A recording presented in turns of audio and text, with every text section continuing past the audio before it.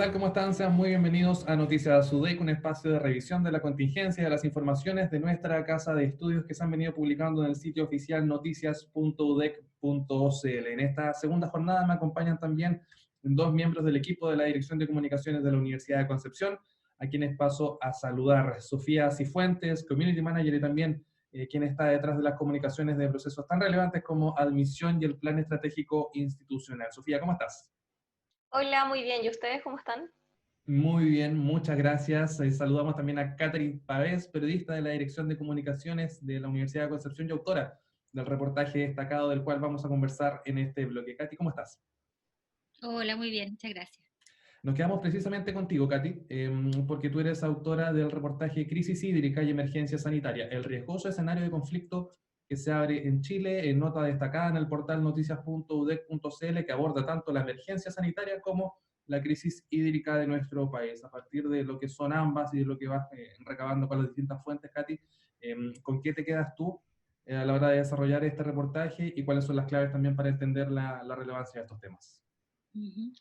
Sí, abordamos el tema desde lo que se llama escasez hídrica, que es mucho más que una sequía, porque lo que Chile está sufriendo tiene que ver con una cosa meteorológica, pero también con un problema de gestión del agua. Entonces, desde esos dos puntos de vista se aborda tanto la situación que está afectando a las personas como la situación que está afectando a las distintas industrias, porque tenemos, por ejemplo, que la industria agropecuaria ocupa más o menos el 70% del agua dulce disponible. Y también tenemos otras industrias que la minería, por ejemplo, que ocupa, si bien ocupa poca agua, la ocupa en un lugar donde efectivamente hay una escasez histórica, que estamos hablando de zonas desérticas. Pero a partir de lo que pasa ahora con la pandemia, con el coronavirus, tenemos que hay una situación bastante dramática que están viviendo muchas comunidades en Chile, que es la escasez de agua que no les permite, por ejemplo, seguir las recomendaciones básicas de la Organización Mundial de la Salud de lavarse las manos de manera más frecuente y cada 20 o sea, por 20 segundos. Estas personas en Chile están viviendo con 20 a 50 litros de agua por persona al día y es una situación que si bien se venía arrastrando hace mucho tiempo en comunidades rurales, hoy día con la existencia de esta pandemia y de estas recomendaciones, de este problema sanitario, se hace mucho más patente y empieza como a generar, digamos, más discusión en el debate público. Entonces, para este reportaje hablamos con expertos del Centro de Recursos Hídricos para la Agricultura y la Minería, el CRIAM, que nos hablaron de un concepto que ellos definen como seguridad hídrica, que es en el fondo la capacidad que tiene el país de jerarquizar el uso del agua y de asegurarlo, sobre todo para las personas. Y ahí se habla un poco de los problemas de gestión que tenemos en Chile y por qué esta seguridad hídrica no siempre está garantizada. Efectivamente. Bueno, abrimos la conversación. Sofi, tú tenías una pregunta, un comentario respecto al tema que nos está exponiendo Katy. Claro, así es. Llama la atención que dentro del reportaje se menciona, de acuerdo a los datos de Greenpeace, que 350.000 personas no cuentan con este recurso. Es algo, una situación bastante problemática considerando la emergencia sanitaria que enfrentamos actualmente. Y también la directora del CRIAM, Gladys Vidal, también marca un punto importante dentro de la discusión de la temática de las aguas respecto al código de agua, valga la redundancia. Y es también en este sentido que me surge la pregunta de qué medidas se han tomado por parte del Poder Central, ¿no? Por el gobierno, para solucionar dichas problemáticas, considerando que la OMS ha recomendado lavarse las manos varias veces al día por al menos 20 segundos. Bueno, como es una situación que se arrastra hace harto rato ya el tema de la sequía y esta escasez, ha habido esfuerzos por declarar ciertas zonas como zonas de catástrofe, sobre todo en la zona estamos hablando de la quinta región, donde el problema es más agudo y ha sido más visible también. Por otro lado, también se han hecho intentos de cambios en la legislación que tienen que ver con la declaración del agua como un bien de uso público. Y ahí es donde todavía no se avanza de manera decidida, porque lo que tenemos hoy día es efectivamente un código de agua que lo que hace es entregar el derecho al uso, al aprovechamiento del agua a distintas personas, privadas, empresas, etcétera. Y esos derechos, finalmente, al ser una propiedad privada, digamos, el Estado no puede intervenir de manera tan directa en el decir, ya, ahora el agua que te está ocupando en realidad la vamos a traer a esta otra necesidad. Entonces, es una discusión que está abierta todavía en términos políticos, y también es una discusión que ha aparecido en el debate que estábamos teniendo antes de la pandemia, que es el debate sobre una nueva constitución. Hay organizaciones de la sociedad civil y también hay sectores políticos que plantean que esta es una discusión que tiene que darse en el marco del debate sobre una nueva constitución. Entonces, si bien es un tema que ha estado visible todavía, no ha habido una salida legal que permita mejorar la gestión del agua en Chile. Sí, Katy, a mí algo que me sucede cuando leo tu tema y otros relacionados con la emergencia hídrica es que siento que hemos ido normalizando esta situación. De hecho, en tu nota recoges un reportaje de la BBC Mundo, que aborda el caso chileno y que indica que la situación actual de nuestro país es una de las más secas desde 1915. Se menciona el caso de Petorca, una comunidad que ya empieza a hacer resueno incluso a nivel internacional. ¿Será, no sé qué piensas tú, que esto se debe a que la emergencia hídrica o que la escasez de este elemento, como aún no ha llegado todavía a los grandes centros urbanos, nosotros no dimensionamos el volumen de la problemática, que es algo que todavía está circunscrito, o uno cree, ¿no?, al mundo rural, y que por eso no le damos tanta relevancia? O sea, mientras en Santiago, mientras en Concepción, mientras en los grandes polos urbanos de nuestro país no tengamos que racionar el uso de agua, o no nos encontremos con la situación de que al abrir la llave o al abrir la ducha no salga agua, mientras eso no pase, no nos vamos a dar cuenta de lo crítica que es la situación de la emergencia, de la escasez hídrica en nuestro país. Sí, yo creo que a nivel como más desde la empatía, ¿no? Esto de pensar que hay personas en nuestro país, en comunidades rurales, que no tienen el mismo acceso. Claro, no es una cosa que uno tenga como incorporado en su día a día, porque como dices tú, el agua para nosotros está disponible rápidamente. Pero también hay que pensarlo desde lo perjudicial que es para las industrias, porque si bien existen conflictos muchas veces entre comunidades e industria, sí la industria, por ejemplo, agrícola, está teniendo problemas importantes para llegar a sus metas de productividad, y eso afecta tanto la calidad como la disponibilidad de alimentos que podamos tener en el futuro. Y también en la industria minera, que si bien ellos han avanzado un poco más en esto de recuperar el agua o de sacarla de fuentes que antes no estaban disponibles, como por ejemplo desde el mar, también han tenido problemas de productividad, y eso finalmente afecta al desarrollo del país, ¿no? Entonces, hay distintas aristas que uno piensa que no le afectan directamente, pero sí están muy relacionadas con lo que nosotros hacemos cotidianamente, ¿no? Y los recursos que nosotros necesitamos cotidianamente.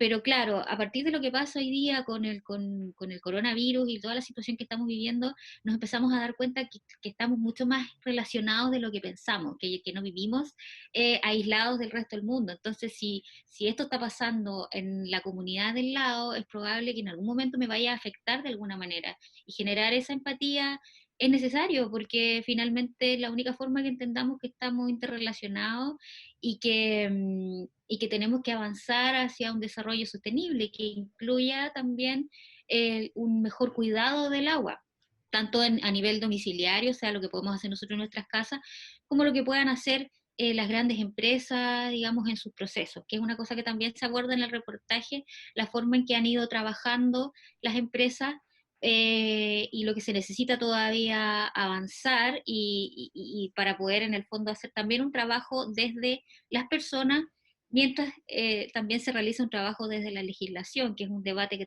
también tiene que estar ahí abierto. Perfecto. Bueno, la invitación entonces es a leer el reportaje de crisis hídrica y emergencia sanitaria, el riesgoso escenario de conflicto que se abre en Chile. Conversamos con su autora, Catherine Pavés. Esta y todas las informaciones en noticias.udec.cl, usted no lo olvide. Nosotros tenemos que hacer un breve alto. Vamos a ver un video de la Pinacoteca y al regreso seguimos haciendo Noticias UDEC por TVU.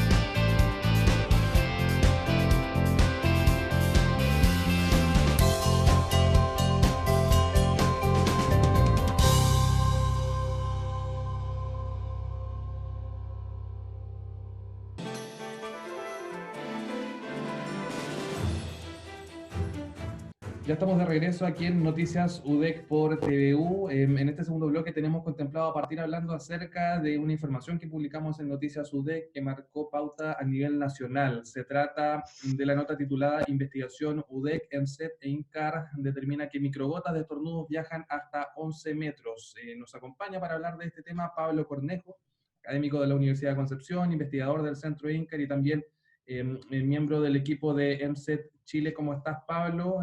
Muchas gracias por tu tiempo, por tu compañía, y partamos hablando de esta investigación. La duda que me surge es cómo se determina, cómo desarrollaron ustedes este proceso y cuáles son los alcances también en este contexto de emergencia sanitaria. Bueno, gracias por este contacto. Mira, esta investigación nace en EMSET, una empresa en la cual yo soy el director de ingeniería.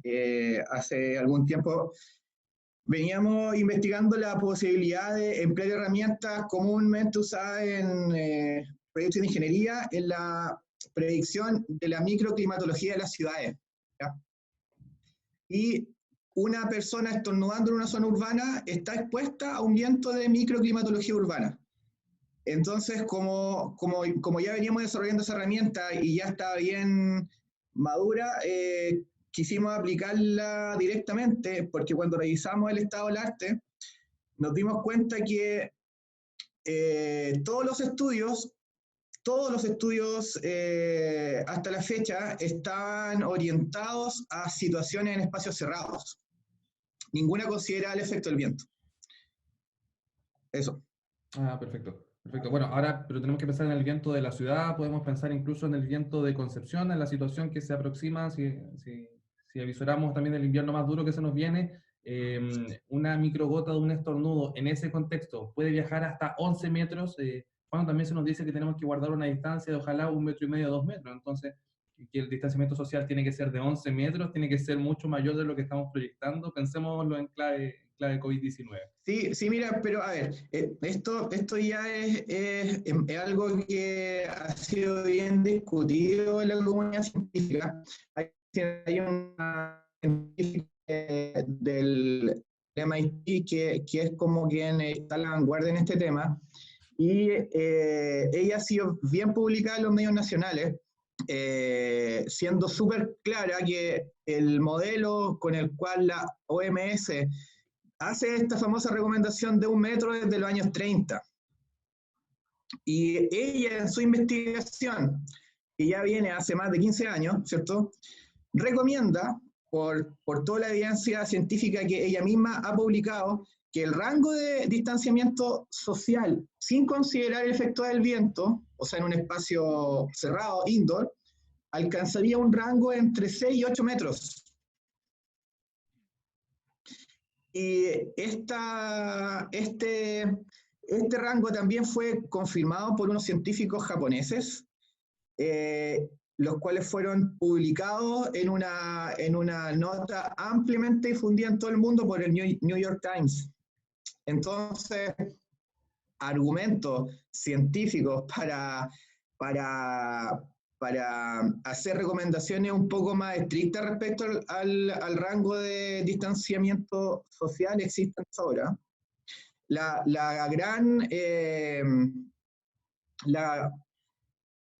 gran cosa que nosotros pusimos en juego fue el efecto del viento. O sea, ya no enfocarnos a este problema solo en espacios cerrados, como puede ser un supermercado, una clínica, un colegio, sino abrir la discusión a qué es lo que sucede en los espacios abiertos. Y en los espacios abiertos, el viento tiene un peso súper importante en cuanto a la predicción de este rango. Perfecto. Katy Pavés, tú tenías una pregunta también para Pablo sobre este tema. Sí, hola Pablo. Bueno, en primer lugar, que cuando uno ve esto de que hasta 11 metros podría llegar el efecto de un estornudo, como que uno le recorre un sudor frío, digamos. Porque claro, la recomendación es por una cuestión también de que no es posible que estemos todos a 6, 8 metros, 11 metros en lugares, digamos, como supermercado o en la misma calle. Las recomendaciones son menos metros de distancia. pero quería preguntarte, ¿qué consecuencias podría tener para el desarrollo primero de recomendaciones y también de futuros estudios? Porque ya saber esto de la distancia quizás podría venir un estudio, por ejemplo, de saber si efectivamente una persona a cuántos metros de distancia está más expuesta y hasta dónde podría llegar la exposición, por ejemplo, a un virus de este tipo, no sé. ¿Qué crees tú cuáles pueden ser como las consecuencias que este estudio podría tener para futuras investigaciones? Sí, mira, algo que hay que recalcar, que nuestro estudio no consideró el efecto que tendría el uso de mascarillas, ¿ya? Y esa es como una segunda parte que estamos viendo si lo implementamos ahora, porque la evidencia científica es que las mascarillas, claro, tienen un impacto en la cantidad y en el tamaño de gotas y en la velocidad con la cual se exhalan esas gotas en un síntoma respiratorio como puede ser la tos o un estornudo. Como yo he ido madurando un poco estos resultados, mira, la analogía más como cercana que yo hago, todos nosotros estamos un poco familiarizados con estas señales, alarma, alerta o semáforos que existen en función a la radiación ultravioleta, ¿cierto? Cuando estamos en épocas de mucha radiación solar, se hacen hartas recomendaciones de que ocupemos el bloqueador solar, que no nos pongamos radiación directa, etc. Yo diría que las recomendaciones que pueden generar un estudio como el que nosotros implementamos son más o menos en esa misma línea. O sea, si tú sales a la calle en un día en que el viento sea muy intenso, y un dato, todos podemos conocer el viento en Concepción y en todo Chile en tiempo real, solo con un celular y una conexión a internet, porque en Chile existe un sistema de medición en tiempo real para casi todo el territorio, ¿ya? Si tú sales a la calle un día en que el pronóstico del viento está diciendo que va a haber un viento muy intenso de sobre 4, 5, 6 metros por segundo, entonces la recomendación se tiene que leer un poco, como yo decía, como esa alarma que si tú sales a lo mejor no te vas a enfermar, pero vas a estar expuesto a un mayor riesgo. Si tú sales a la calle un día con alta radiación UV, probablemente no te va a dar cáncer a la piel, pero sí tienes que saber que te vas a exponer a un riesgo más alto que un día en que el índice UV es menor. Entonces, un día en que el viento es de menor intensidad, claramente vas a tener asociado un riesgo menor que un día en que el viento es de una intensidad alta. Efectivamente. Bueno, Sofía, tú también tenías una pregunta, un comentario para Pablo también en el contexto de esta investigación. Sí, yo creo que es una investigación muy relevante en el contexto actual, considerando que el COVID-19 se transmite por gota, que siento que siempre es necesario repetirlo. Y es que me llama la atención también y me gustaría que nos contaras un poco cuánto tiempo quedan estas partículas dando vueltas, ¿no? en el aire. Si hay un aproximado y si es que esto también tiene relación al viento que hay y si es que existe alguna diferencia, si es que es en espacios cerrados. Claro, a ver, la predicción que hizo nuestro modelo fue que para las condiciones analizadas, o sea, un estornudo estándar, ¿cierto? Y un viento de mediana intensidad, que fueron apenas 2 metros por segundo, las gotas respiratorias que son más pequeñas, en torno a los 100 y 200 micrómetros, son transportadas y propagadas por el viento a una distancia entre 8 y 11 metros y en un tiempo promedio de 14 segundos. Eso es como la predicción que hace nuestro modelo. Hay un tiempo promedio que van a ser 14 segundos, en que esas gotitas, que son las más chicas del estornudo, van a viajar desde la área expuesta nasales y bucales hasta que toquen el suelo, en torno a 14 segundos. Obviamente un escenario de mayor intensidad de viento las va a hacer viajar una mayor distancia y en un tiempo promedio mayor. Esa relación es directa. Pero ¿sabes qué? Respecto al comentario que tú hiciste, y que fue muy inteligente, porque eso es algo que parece increíble, pero la gente no lo tiene muy claro. La OMS declaró hace como un mes en una comunicación en su sitio web muy fundamentada científicamente, que de los 79.000 casos de COVID-19 que fueron analizados en China, ninguno correspondió a transmisión aerotransportada o airborne transmission, que es por los aerosoles. Claro. Lo que dice la OMS entonces es que el virus se transmite vía gotitas, no vía aerosoles. Ahora, uno puede entrar un poco a analizar esa literatura y te das cuenta que después de esa publicación de la Organización Mundial de la Salud, la revista Nature, que es una de las revistas de mayor prestigio internacional en ciencia, hace una publicación muy controversial y dice que lo que declara la OMS no hay consenso científico, y muestra una comparación de todos los estudios hasta la fecha, y bueno, en realidad es algo donde no hay consenso científico. Entonces la recomendación cuando no hay consenso científico es tomar las medidas más conservadoras. O sea, si no se sabe aún, porque falta mucha más investigación que se haga en el tema, la única recomendación más certera y apropiada es adoptar medidas de autocuidado más estrictas.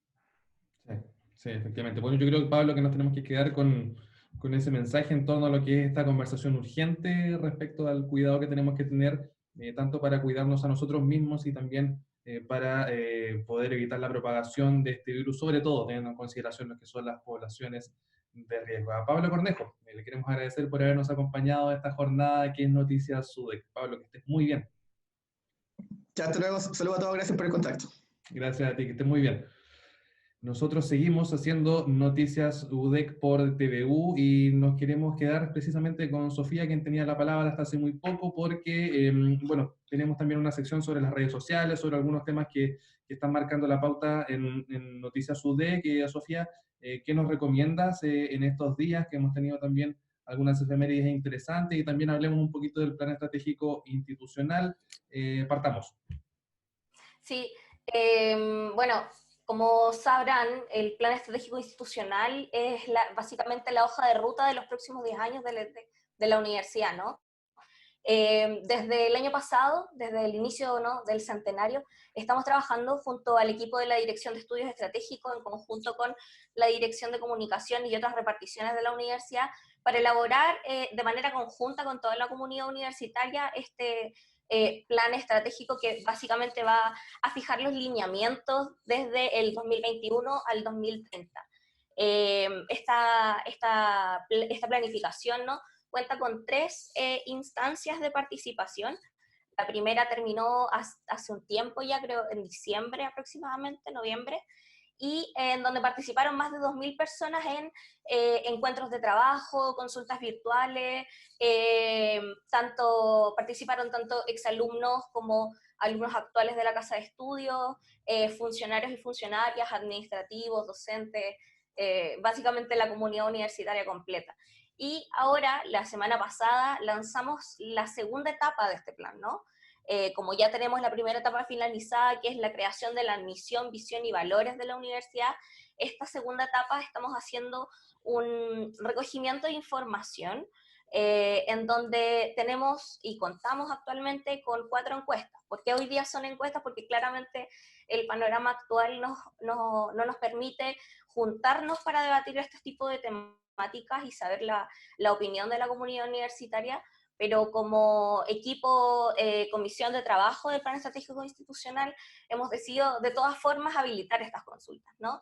Entonces, tenemos un sitio web que se llama pay.udec.cl, en donde tú ingresas al sitio, el que estamos viendo ahora, y puedes dirigirte a la pestaña donde dice etapa 2. En esta etapa 2 vamos a encontrarnos con 4 encuestas de formación, investigación, vinculación con el medio y gestión de recursos institucionales, ¿no? Están 4 encuestas, la idea es que la gente lo responda con cuál se siente más afín a las consultas, ¿no? Y podamos entre todos y todas construir una universidad con misión, visión y valores, con planificación estratégica y con todos los lineamientos que para una universidad que soñamos, ¿no? Esa es un poco la visión del PEI, construir y entender que la universidad la construimos todos y todas, tal como dice nuestro eslogan. Y recordarle también a la comunidad universitaria que los resultados de estas encuestas, también del proceso anterior y de la etapa 3 que se va a venir próximamente, son parte de un diagnóstico integral en donde va a tener los lineamientos estratégicos, tal como lo dije anteriormente, que guiarán los próximos 10 años. Entonces, radica aquí la importancia de participar en estas instancias, porque todos tenemos visiones distintas de lo que queremos para nuestra casa de estudio, de lo que queremos para nuestra universidad, y puntualmente en esta etapa, qué es lo que habría que mejorar, cambiar o mantener de formación, investigación, vinculación con el medio y acerca de los recursos institucionales. Súper interesante, sí. También nos querías hablar acerca de otro tema, ¿no? Sí, en cuanto a lo les que tiene quería que ver contar... con el pasado día del libro. Sí, les quería contar que, bueno, la semana pasada fue el Día del Libro, y en la Universidad de Concepción también la Biblioteca Central abrió un concurso por redes sociales, ¿no?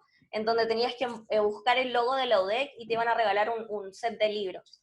Y en ese sentido quería hablarles también de bibliotecas.udec.cl, que es el sitio que están viendo ahora en pantalla, en donde hoy día, debido, insisto, a la contingencia sanitaria que tenemos y que vivimos actualmente y que no sabemos cuándo va a terminar, es que la biblioteca de la universidad abrió distintas colecciones, bases de datos y revistas, en donde los estudiantes y las estudiantes y toda la comunidad en general puede ingresar y puede revisar libros electrónicos que están disponibles, revistas electrónicas que pueden buscar por las disciplinas las cuales están estudiando o a las cuales se dedican. También pueden encontrar bases de datos, y pueden encontrar todas las ediciones de la revista Atenea.